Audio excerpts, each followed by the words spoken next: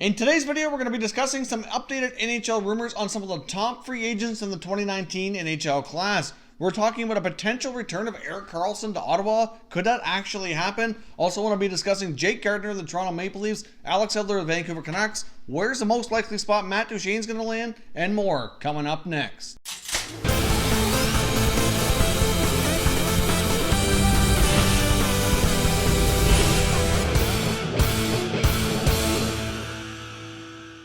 Welcome back to Top Shelf Hockey. If you're new to the channel, thanks for stopping by. We review and discuss all 31 NHL teams, so if you're a huge hockey fan, consider subscribing and clicking the bell so you don't miss anything. Now, just so everyone's aware, all the information for today's video is sourced between Elliott Friedman's latest podcast as well as an article from the Ottawa Sun's Don Brennan regarding the Karlsson situation.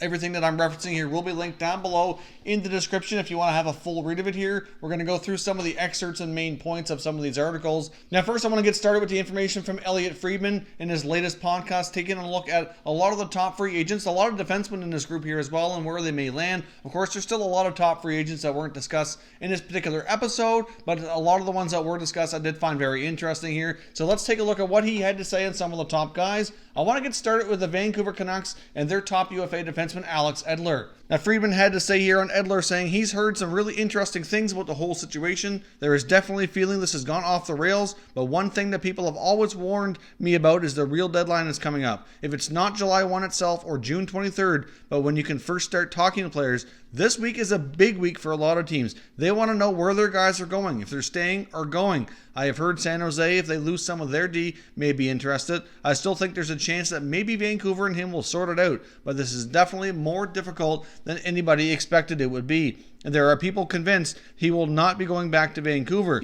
If he really wants to go back and they really want him, there's a path there. I hesitate to say 100% yes or no, but there's no question this has been a lot harder than everyone thought it would be. The issue is 1, term, and 2, expansion draft availability. They want him to be eligible for the expansion draft. He doesn't want to be. So obviously this is a big move for the Vancouver Canucks, whether they bring Edler back or not. They certainly could use him on their lineup. They're going to have a lot of fairly young defensemen, and it's a fairly inexperienced blue line for the most part. They have a veteran like Edler back there who's still capable of playing some decent minutes, still being relatively productive. I do think there's a lot of value into him staying, but at the same time it has to come at the right price and the right contract, and I don't see a fit where the Vancouver Canucks pay too much or too much term, or in this case give him the no trade clause that he's looking for, which would make him exempt from the expansion draft and force the Canucks to protect him. They're going to have a lot of other young defensemen that they're not going to want to leave available in that expansion draft, so they certainly want Edler to be available should he be on their roster at that given time. Now, of course, Edler does not want to do that, and I don't blame him. If he's going to sign a contract and stick with the team, he's likely going to be looking for some type of certainty that he won't be claimed in an upcoming expansion draft, but I do think given his age, where he's at in his career, that's going to prove to be very difficult. If he doesn't get an offer like that from the Canucks, I'm doubtful he's going to get it anywhere else either. So maybe they'll come to terms here, maybe he still stays, and maybe he realizes that that clause in the contract's luckily not going to come from other sources. But if another team is willing to give him the term he wants with a no move, then more than likely I don't think he returns to Vancouver. But I think the Canucks need to hold firm here. So far it looks like that'll be the case. If they can get the right deal without trade protection in the contract, then certainly go ahead. But we'll see what happens on Edler, but certainly a major sticking point there. Another player that Friedman discussed in the podcast here was longtime forward Jason Spezza. He says, I think there's a chance he's going to be a Senator again next year. They are looking into it. They've got a lot of young players. I think Spezza would be happy to go back. I think he feels he's got a lot to give. As we know, he's one of the smartest hockey guys around. I think there's a possibility.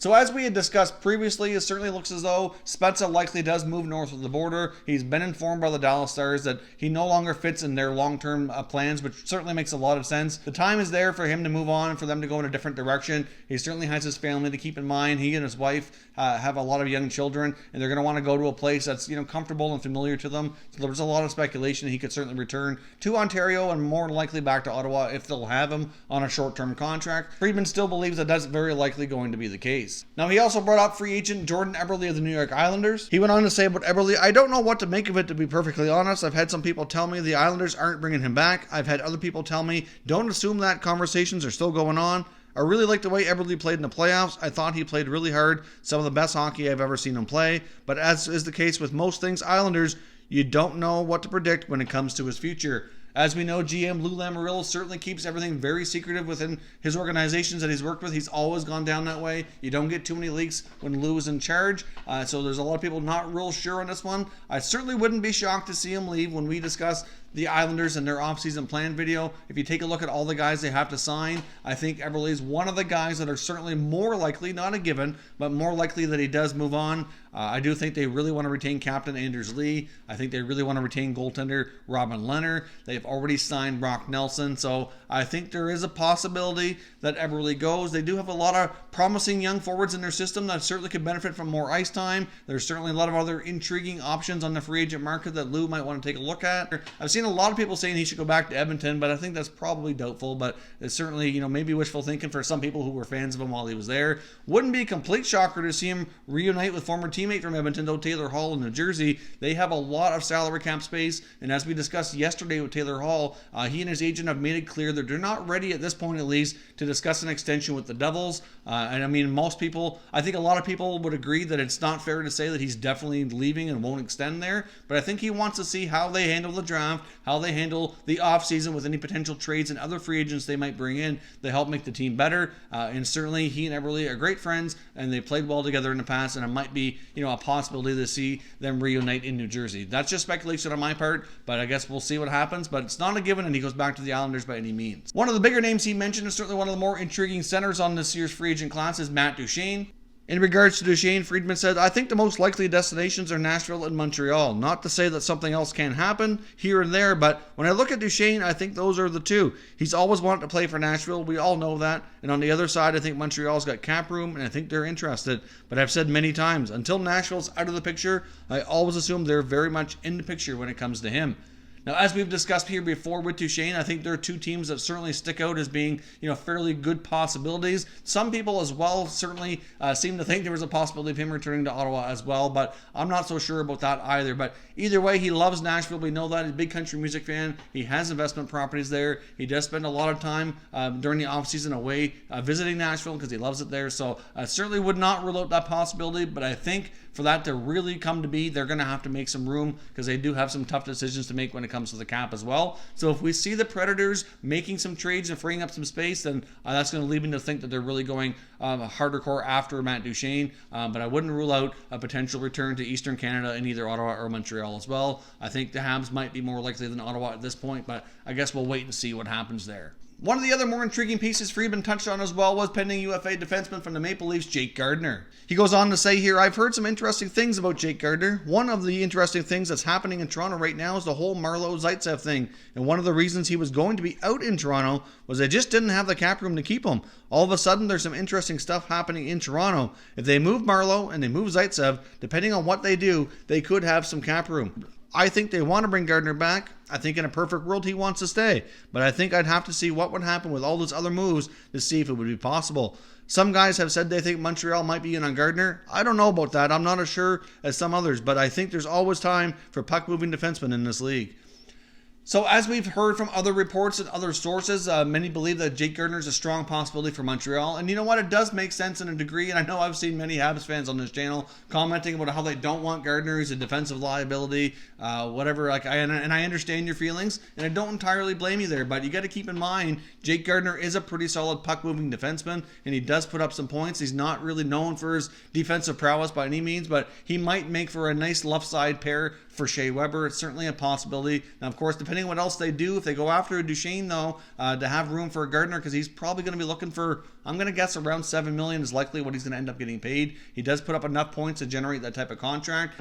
I think it kind of depends where Bergevin decides to put more of the focus here, but I wouldn't rule out Montreal. I'm not sure that it's definitely going to be. Many people think where he's an American-born player that he'd prefer to play closer to home. Maybe like in Minnesota, for example, might be a fit. Maybe Chicago.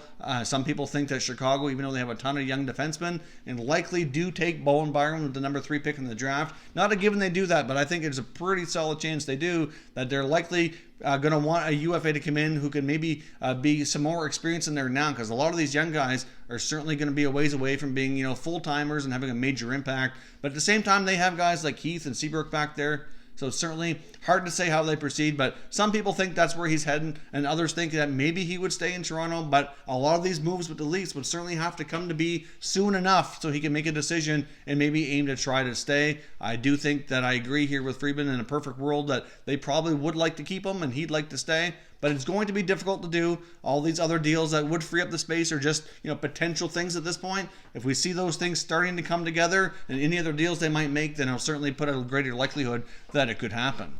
Now let's jump over and take a look at the Erik Karlsson situation. Could he actually return to Ottawa? I know when I first seen this headline, I just kind of chuckled to myself and said, no way. But after thinking about it a little bit more, I think maybe there's a chance, but I do think there's going to have to be an awful lot of things happen to kind of make this work. But at the same time, let's take a look at the article here. It came from Don Brennan of the Ottawa Sun to see why he thinks there's a possibility this could happen. The Senators did in fact make a long-term, big money offer to Erik Karlsson before trading him.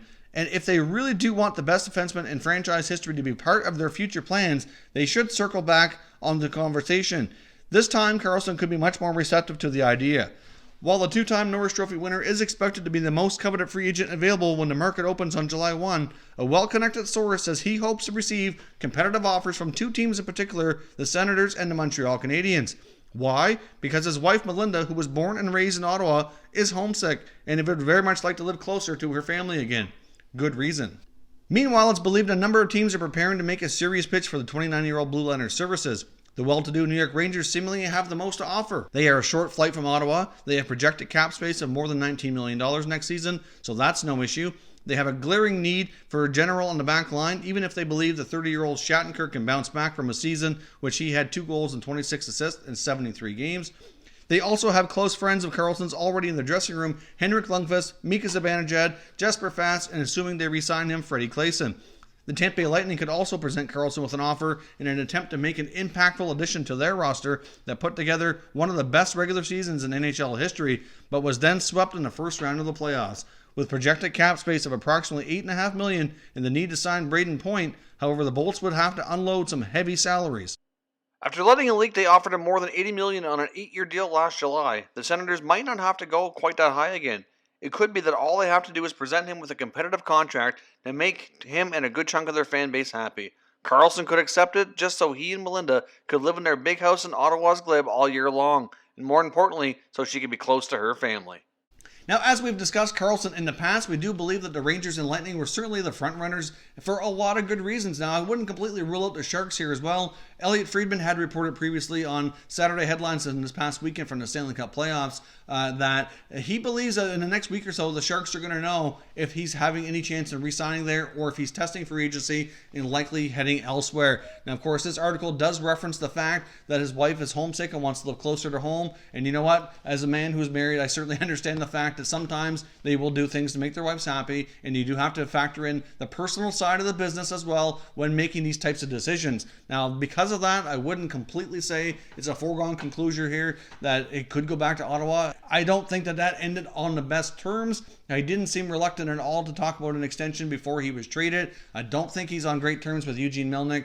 Barring some kind of miracle with the team being sold here in the next few weeks, I really don't see that as being a possibility, but you know what? I guess crazier things have happened around the league. While the Rangers and Lightning make a lot of sense, the Rangers do have the most to offer with the least amount of work to get it done. Tampa would have to be very aggressive in moving out some other salaries to make this even a possibility, but many believe if he went to Tampa, he would accept a lower amount as a salary for a couple of reasons because of the state tax laws. He would be able to take home more money with a lower income because of that advantage that they have down there in the state of Florida. And secondly, he'd really like to play with one of his best friends, Victor Hedman, who, they've talked about this before he was ever traded out of Ottawa. So I guess we'll see if his wife really is homesick, wants to get to the East Coast, if he really is hoping to get offers from Ottawa and Montreal. If there's any truth to this at all, certainly could be some potentially exciting times for either of those franchises if they're lucky enough to bring number 65 back to the eastern part of North America here. But I guess we'll see. I don't think there's any foregone conclusion on Karlsson that he's definitely leaning one way or another, but he's certainly willing to entertain offers to get closer to home is how things look at this point.